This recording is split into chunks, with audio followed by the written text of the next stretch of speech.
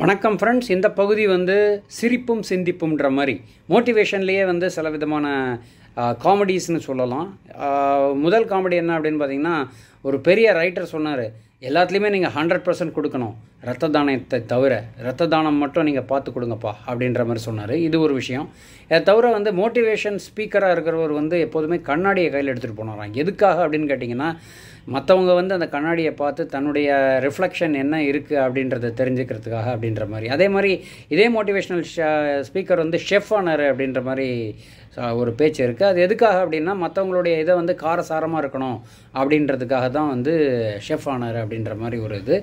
அது மட்டும் இல்லாமல் இன்னொரு விஷயம் என்னென்னா, அவர் வந்து ஒரு மேப்பும் கையில் வச்சுருந்தாராம். இது எதுக்காகனா, மற்றவங்களுக்கு டைரக்ஷன் கொடுக்கணும். பென்சில் வந்து தனக்காக வந்து மோட்டிவேஷன் வேணும் அப்படின்றதுக்காக வந்திருந்ததான். எதுக்காகன்னு பார்த்தீங்கன்னா, ரைட் ட்ராக்கில் வரணும் அப்படிங்கிறதுக்காக. இதெல்லாம் சில லைட்டான மூடுக்காக சொன்னேன். வணக்கம்.